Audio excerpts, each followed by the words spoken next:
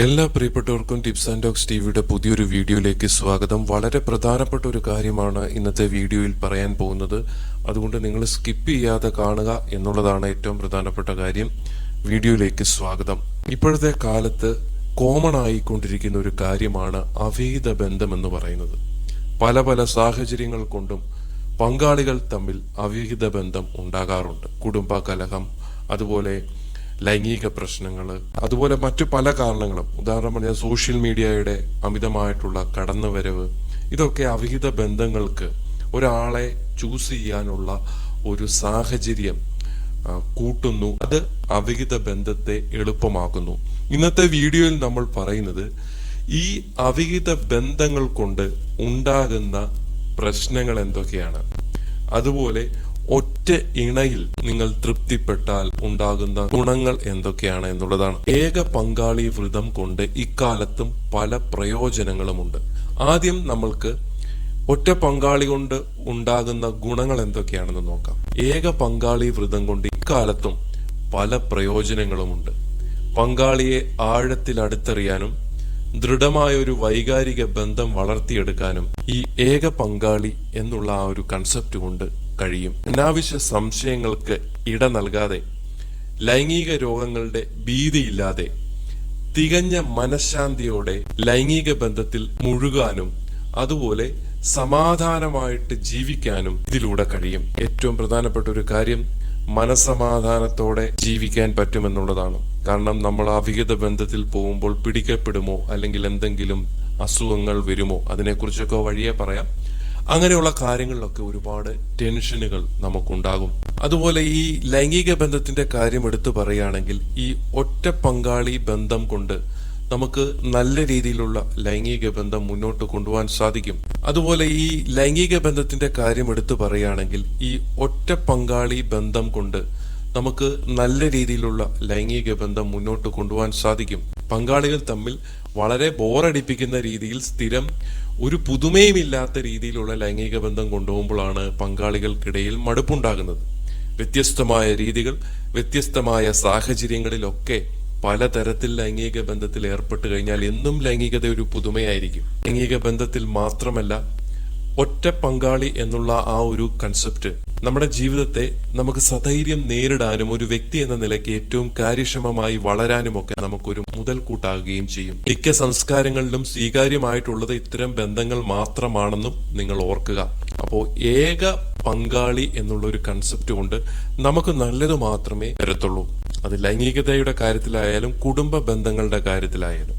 ഇനി അടുത്തതായിട്ട് അവിഹിത ബന്ധം കൊണ്ട് നമുക്കുണ്ടാകുന്ന പ്രശ്നങ്ങളും ദോഷങ്ങളുമാണ്. ഈ അവിഹിത ബന്ധത്തിന്റെ ഏറ്റവും വലിയ ഭവിഷ്യത്ത് എന്ന് പറയുന്നത് എയ്ഡ്സ് പോലെയുള്ള രോഗങ്ങളാണ്.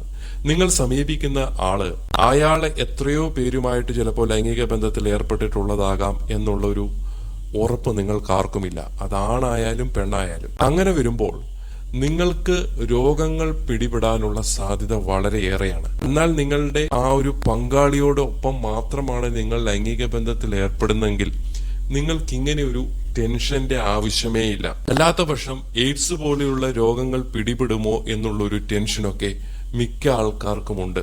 2012 ഭൂമിയിൽ ഏറ്റവും കൂടുതൽ പേരെ കൊന്ന രോഗങ്ങളുടെ പട്ടികയിൽ എയ്ഡ്സിന് 6ാം സ്ഥാനമുണ്ടായിരുന്നു. ഇന്ത്യയിൽ എയ്ഡ്സ് രോഗികളിൽ 86%നും ആ രോഗം പടർന്നു കിട്ടിയത് സുരക്ഷിതമല്ലാതെ ഉള്ള ലൈംഗിക ബന്ധത്തിലൂടെയാണ്. ഇതിനു പുറമെ ഹെപ്പറ്റൈറ്റിസ്, HIV ബാധ, HPV ബാധ, സിഫിലിസ്, ഗൊണേറിയ തുടങ്ങിയ അസുഖങ്ങളും ഇത്തരം ലൈംഗിക സമ്പർക്കങ്ങളിലൂടെ വന്നു ഭവിച്ചവയാണ്.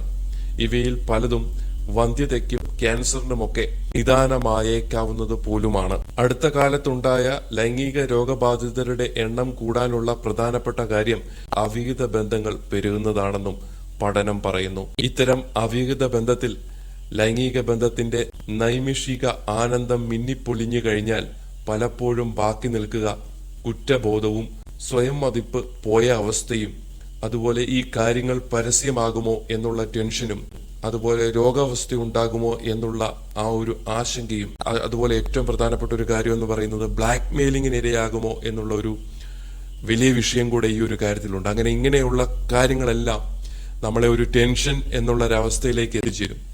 ഒരുപാട് ബ്ലാക്ക് മെയിലിംഗ് കാര്യങ്ങളൊക്കെ ഇപ്പോൾ ഈ ഒരു കാര്യത്തിൽ ഇപ്പോൾ നടക്കുന്നുണ്ട്. നഗ്നചിത്രങ്ങൾ പകർത്തുകയും അതുപോലെ അത് വെച്ച് ബ്ലാക്ക്മെയിൽ ചെയ്യുകയും ചെയ്യുന്ന ഒരുപാട് കേസുകൾ അടുത്ത കാലത്തായിട്ട് വരുന്നുണ്ട്.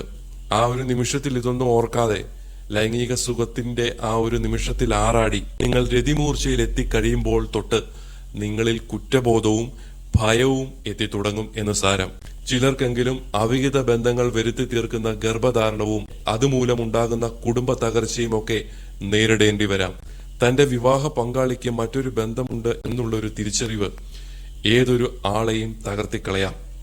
വഞ്ചിക്കപ്പെട്ടുവെന്ന ബോധ്യവും ഇങ്ങനെയൊക്കെ വന്നു ഭവിച്ചത് തന്റെ വല്ല പോരായ്മയോ പിഴവുകൊണ്ടോ ആണോ എന്നുള്ളൊരു ചിന്താക്കുഴപ്പവും ഒക്കെ അവരിൽ വിഷാദം പോലെയുള്ള മാനസിക പ്രശ്നങ്ങൾക്ക് വരെ വഴിയൊരുക്കാം. തുടർന്നും ഒന്നിച്ചു തന്നെ കഴിയാൻ തീരുമാനിക്കുന്നവരിൽ ദാമ്പത്യത്തിന്റെ അടിത്തറയായ പരസ്പര വിശ്വാസത്തിൽ അപ്പോഴേക്കും വീണ് കഴിയുന്ന വിള്ളൽ തുടർ ജീവിതത്തിലും ഉലച്ചില്ലുകൾ സൃഷ്ടിച്ചുകൊണ്ടേയിരിക്കാം.